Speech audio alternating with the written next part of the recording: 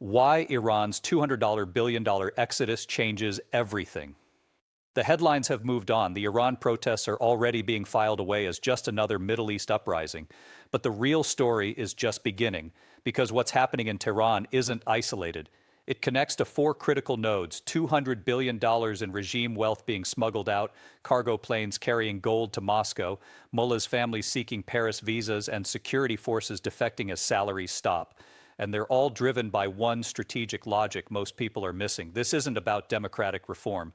It's about the largest oligarchic collapse and asset flight operation in modern history, and positioning for what comes after the regime falls. Today I'm going to walk you through the logic, not the personalities, not the slogans, not the press conferences, the mechanics. Three things matter right now: the $200 billion empire who controls Iran's stolen wealth and who's moving it out now; the escape routes: Moscow for gold, Dubai for digital billions, Paris for families; the physical infrastructure of regime collapse; the Revolutionary Guard's loyalty, and how unpaid salaries are fracturing the one institution keeping the regime alive. If you understand those three, you understand what Iran's uprising really is. Let me show you what's actually happening. Here's what most coverage is missing. The Iran protests didn't happen in isolation. They're one move in a theocratic power consolidation contest that's been building for 45 years, since 1979. Look at the numbers. $1.5 billion Mojtaba Khamenei transferred to Dubai in a single transaction. $150 to $170 billion current estimated value of Khamenei's SETAD empire, up from $95 billion in 2013. $250 billion total combined wealth of Revolutionary Guards, foundations, and petrochemical smuggling networks. Over 20,000 dead protesters killed by regime forces in recent months. This isn't just protest statistics. This is infrastructure collapse, cargo planes, gold shipments, crypto transfers, Dubai shell companies, Moscow safe houses. So when you hear Iran protests, understand the context. The regime is watching its financial empire collapse in real time, in documented transfers, and in panic-driven escape plans. And that collapse isn't abstract. It's bank branches burning, tax offices sieged, Revolutionary Guard vehicles torched, and regime leaders boarding planes with suitcases full of gold. Now let's talk about what this is really about. Not political reform, financial bankruptcy, and organized theft. Not volume of protests, the systematic emptying of the Iranian state treasury. Here's the mechanic. For 4 decades, the Iranian theocratic system worked like this. SETAD, Khamenei's empire, controlled seized assets, ports, oil, real estate, estimated at $150 to $170 billion. That created automatic funding for the regime, Revolutionary Guards, proxy militias, repression apparatus, which gave Khamenei and the Mullahs the ability to pay security forces, fund Hezbollah, maintain control, and suppress dissent without external dependency. But that system is fracturing. Mojtaba Khamenei is settling personal billions through Dubai accounts instead of regime channels. Revolutionary Guard generals are using IL-76TD military cargo planes to move physical gold to Moscow. Regime families are routing emergency funds through shell companies in Istanbul, Dubai, and shadow banking networks outside SWIFT. And then came the red line. The Iranian people realized the theft. U.S. Treasury Secretary Scott Bessent confirmed it publicly. We are now seeing the rats fleeing the ship because we can see millions, tens of millions of dollars being wired out of the country, snuck out of the country by the Iranian leadership. We are going to trace these assets, and they will not be able to keep them. If that continues, the consequence isn't symbolic, it's structural. If regime coffers empty, security force salaries stop. If salaries stop, loyalty fractures. If loyalty fractures, the repression apparatus collapses. If the repression apparatus collapses, the regime falls. That's the threat, not the protests themselves, but the financial collapse that makes repression impossible. Now watch the mechanic, and this is where the messaging gives it away. Khamenei says the protests are about foreign agents and Western interference. U.S. Treasury Secretary Bessent says it's about regime elites fleeing with stolen billions. That contradiction tells you everything. Khamenei says the quiet part out loud when he celebrates breaking the backs of the rebels while his own son transfers $1.5 billion to Dubai. The reformists manage the fallout by seeking French visas while Revolutionary Guards shoot protesters in the streets. The reality is in between. The regime may still control Tehran today, but it needs control over the wealth that pays enforcers, funds militias, and maintains fear before the next phase. This wasn't about suppressing reform. It was about extracting everything possible from Iran before the inevitable collapse and securing escape routes for the oligarchs who orchestrated 45 years of theft. Here's what most analysts are missing. Now zoom out. Look at the pattern. Assad transferred his fortune to Moscow before fleeing Damascus.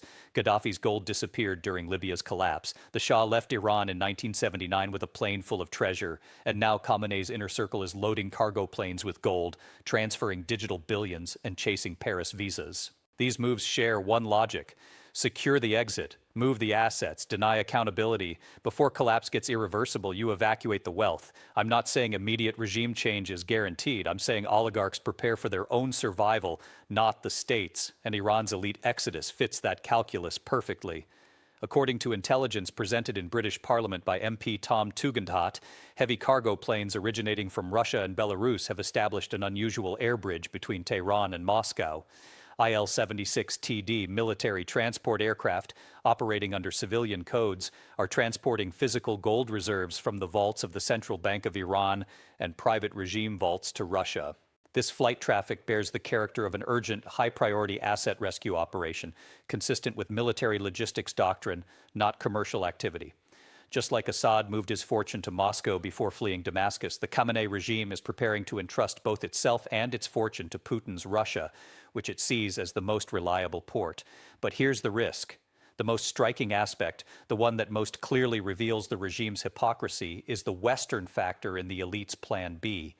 The regime's elites, who for years chanted slogans like "the West is rotten" and burned Western flags in the streets, are now conducting secret diplomatic traffic to seek refuge in the capitals of that rotten West.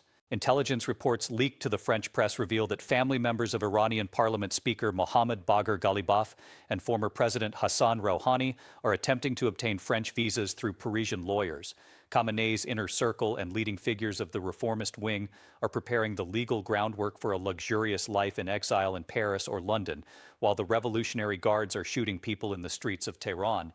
This situation is the most concrete proof that the regime has completely collapsed, not only financially but also ideologically. The fact that those who preach martyrdom to their own base are chasing Paris visas for themselves documents, beyond any doubt, that the system is rotting from within and that the ruling class is the first group to abandon ship. So what does this mean for real life? In the short term, probably continued chaos because the regime still has enough reserves to pay core security units for a few more months. But markets don't only react to today's liquidity, they react to expectations. And the expectation now is this scenario. Regime elites complete their asset transfers, Revolutionary Guard loyalty fractures as payment delays spread, protests intensify as economic collapse accelerates, security forces defect or stand down. The regime falls within months, not years. That's why you're seeing Reza Pahlavi, son of the deposed Shah, publicly stating that the regime's collapse is imminent. He says they are gearing up to escape from the country. They're loading up planes to take off and maybe end up exiling themselves. That's how close it is. We get intel from inside the secret meetings within the supreme leader's inner circle. But here's the question nobody's answering. Rebuilding Iran's economy, restoring trust in institutions, and recovering stolen billions takes years, billions in investment and international cooperation. It requires stability. And stability is the one variable nobody can guarantee in a post-regime Iran. So now there are three paths. Path one, controlled transition. A provisional government led by figures like Reza Pahlavi or other opposition leaders gets established. International recognition follows quickly. Stolen assets frozen in Dubai, Moscow, and Western banks get returned to the Iranian people. Revenue flows stabilize. Security forces integrate into a new national structure. This is the best case scenario. It requires coordination between opposition groups, international support, and rapid stabilization. Path 2, fragmentation. Power fractures among Revolutionary Guard factions, ethnic regions, and rival opposition groups. No central authority emerges. Criminal networks fill governance gaps. Foreign powers, Turkey, Russia, Gulf states, back competing factions. Investment freezes, chaos spreads. This is the Libya-Iraq scenario. It turns Iran into a failed state for a decade or more. Path 3, counter-pressure. Russia doesn't accept the outcome. They keep funding loyalist Revolutionary Guard units through shadow routes. They finance resistance. They turn Iran into a long-term proxy battleground. Meanwhile, Khamenei or his successor operates a government in exile from Moscow, claiming legitimacy and controlling dormant networks. Iran becomes a frozen conflict zone, trapped between revolution and restoration. None of these are clean, none resolve quickly. And what's alarming is the opposition hasn't articulated which path they're actually building toward. Reza Pahlavi speaks about justice, accountability, and returning wealth to the people. But the operational plan, the transitional governance structure, the timeline, those remain unclear. This is where the story flips. So let's bring this back to the point. The Iran crisis wasn't about street protests or reformist demands. It was about the complete financial and moral bankruptcy of a 45-year theocratic oligarchy, the $200 billion asset evacuation by regime elites, and the fracturing loyalty of security forces no longer being paid. The regime calls it restoring order. Critics call it state theft on an unprecedented scale. But the economic logic is consistent. Extract everything. Secure escape routes. Deny accountability. Survive the collapse personally, even if the state doesn't. Whether the opposition succeeds depends on variables no one fully controls. International coordination on frozen assets, the speed of Revolutionary Guard defections, the ability of opposition groups to unify, the willingness of regional powers to support or sabotage transition, the resilience of the Iranian people to sustain pressure despite brutal repression. The story isn't the spectacle of burning banks or street clashes. It's the restructuring, the systematic dismantling of a 45-year kleptocracy, the exposure of the Ayatollah's empire as a criminal enterprise, not a religious state, the awakening of the Iranian people to the reality that their wealth, their future, their dignity was stolen by the very leaders who claim to represent God's will on earth. U.S. Treasury Secretary Scott Bessent's warning is clear. We are going to trace these assets, and they will not be able to keep them. That's not a threat. It's a statement of operational intent. Washington, working with European and Gulf allies, is preparing to freeze regime assets globally and return them to a post-regime Iranian government. But that requires the regime to actually fall first. And that brings us to the most important question. How close is the collapse? According to Reza Pahlavi, very close. He states that intelligence from inside Khamenei's secret meetings confirms that some elements of the Iranian leadership are preparing to flee the country, boarding planes and getting ready to leave. The Times reported that Ayatollah Ali Khamenei has prepared an emergency plan to leave Tehran with his 20 closest associates and family members in the event that security forces lose control. At the heart of this plan is seeking refuge in Moscow, just like his ally Assad. Russia, where Khamenei has invested for years, moved his gold and established strategic partnerships, remains the only safe haven for him in the world. This scenario, confirmed by former Israeli intelligence official Benny Sabti, shows that Iran's claim to sovereignty has actually turned into a vassal relationship, dependent on Russian protection. From a historical perspective, the parallels between Iran in 2026 and Iran in 1979 are frighteningly clear. On January 16, 1979, when Shah Mohammad Reza Pahlavi boarded a plane with his treasure chests and left the country, he left behind an angry populace and a collapsed system. Today, the mullahs who came to power by accusing the Shah of theft and Western servitude are, in a strange twist of history, playing the leading role in the same scenario. The call by the deposed Shah's son, Reza Pahlavi, to Khamenei, "Perhaps you can live in Moscow with your friend Assad," signals the completion of this historical cycle. After devouring its own children, the revolution is now spewing out its own founders. The Shah's departure in 1979 marked the end of an era. This escape plan, prepared by Khamenei and his elite, is also the closing credits of the Islamic Republic era. The regime's control over its proxy forces also began to melt away during this process. Paramilitary groups in the Shiite Crescent, stretching from Lebanon to Iraq, face the danger of being left adrift with the cutoff of funds from Tehran.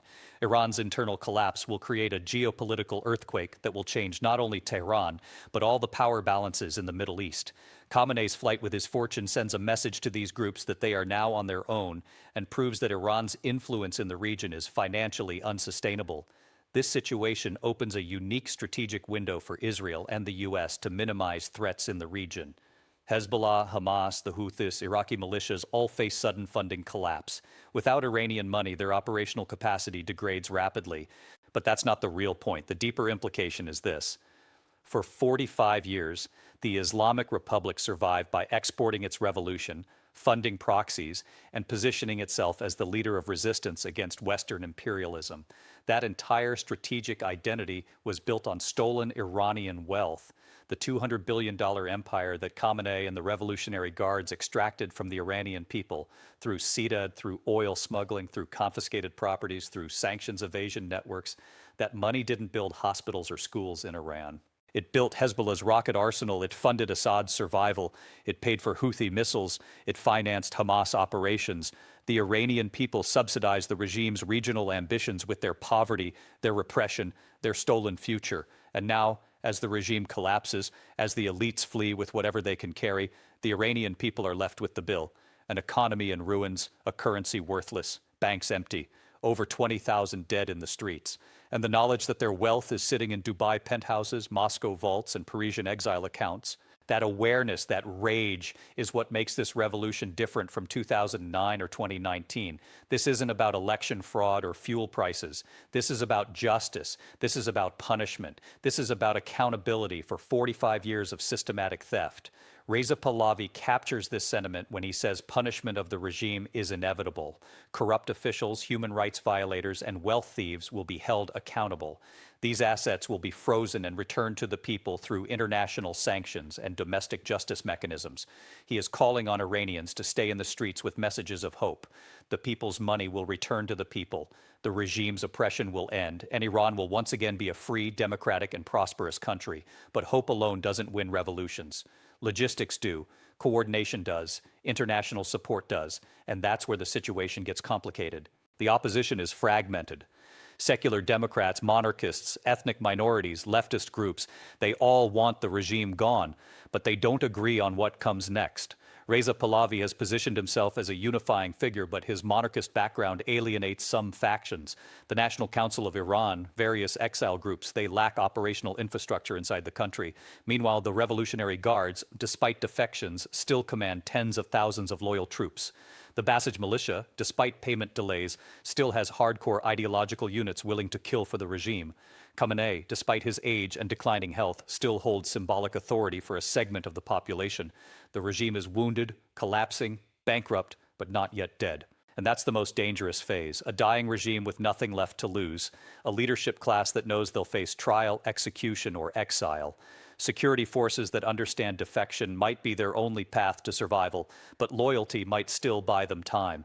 This is when regimes commit their worst atrocities. This is when massacres happen. This is when the international community's response matters most. The deployment of the USS George Washington aircraft carrier to the region, the Pentagon's move to full readiness status, these are not coincidental. They are the most concrete external signals that time is running out for the Khamenei regime. Statements by Donald Trump and Vice President J.D. Vance supporting possible strikes on Iran, along with reports that Israel is preparing for a bigger and more decisive attack, are heightening panic in Tehran. But here's the question nobody's answering. Is external military intervention necessary, or will internal collapse do the job? The U.S. delaying direct military action is not a sign of weakness. On the contrary, it should be seen as preparation for a broader and more coordinated operation that will bring about the complete collapse of the regime. Washington is using the collapse of Iran's internal dynamics as an opportunity multiplier and aims to synchronize external intervention with internal uprisings. The logic is clear. Why spend American lives and billions in a military campaign when the regime is already cannibalizing itself? Why risk regional escalation when the Revolutionary Guards are fracturing from within? Why create an occupation scenario when the Iranian people are doing the liberation themselves? The smarter play is to accelerate internal collapse through targeted sanctions, asset freezes, intelligence support to opposition groups, and diplomatic isolation while keeping military options ready as a psychological pressure tool and a contingency. That's the strategy, and it's working. The regime is in full panic mode. Khamenei's escape plan, documented by the Times and confirmed by Israeli intelligence, proves it. Tehran Prosecutor General Ali Saleh's statement that executions will continue decisively and rapidly, despite international calls and Trump's warnings, signals that the regime will use terror, its only remaining card, to the fullest extent possible in its state of panic. But that's the contradiction that tells you everything. A confident regime doesn't execute protesters at record speed. A stable regime doesn't need to threaten its own people with rapid, decisive killings. A legitimate government doesn't flee with gold bars to Moscow. These are the actions of a regime that knows it's finished and is trying to delay the inevitable while securing personal survival. Contrary to expectations, this brutality is not dampening protests, but rather fueling public anger and radicalizing resistance. The feeling that there is no turning back is turning every funeral into a new protest and every execution into a new uprising. Amid this chaos, the regime's most loyal supporters are also showing signs of disintegration. As news spreads that their leaders are chasing Paris visas and transferring their money to Dubai, a deep sense of betrayal is spreading among the Basiji militias and lower-ranking Revolutionary Guard personnel tasked with maintaining order on the front lines and in the streets. The idea that while we are dying here for them, they are fleeing with their money has become the biggest breach in the regime's defense line. As French-Iranian journalist Emmanuel Razavi points out, betrayals and defections have become a daily occurrence, even at the highest levels of power. This psychological breakdown is the greatest threat, with the potential to paralyze the regime's chain of command. After all, it is impossible to predict who an armed force that is not paid and does not trust its leader will turn its guns on. Let me bring this back to what matters. The series of events we are witnessing in Iran today is not the pain of an ordinary regime change, but a massive corporate bankruptcy. The Mullahs Incorporated, which has ruled the country for over 40 years using religious arguments, has consumed Iran's natural resources, its youth, and its future, completely emptying the coffers. And now it has put its board of directors, that is its own families, into emergency evacuation mode. The $1.5 billion transferred by Khamenei's son to Dubai, or the gold flown to Moscow, are not just stolen figures, but concrete evidence of the prosperity, education, and dignity stolen from the Iranian people. But history always teaches dictators the same lesson. No plane, no secret bank account, and no foreign capital is safe enough to escape the justice of their own people. The regime is financially bankrupt, morally corrupt, and strategically cornered. No matter how much gold the planes departing from Tehran airport carry, they will not compensate for the anger and destruction they leave behind. The Iranian people, a nation whose money has been stolen but whose fear has vanished, are in the streets to rewrite their own destiny. And it seems that the famous last plane is about to take off for the Khamenei regime. The only question left is whether Khamenei boards it in time, or whether the Iranian people reach him first. Either way, the Islamic Republic's 45-year reign of theft, terror, and theocratic tyranny is in its final chapter, and the next chapter belongs to the Iranian people, who will reclaim not just their country, but their stolen future. And that is what changes everything.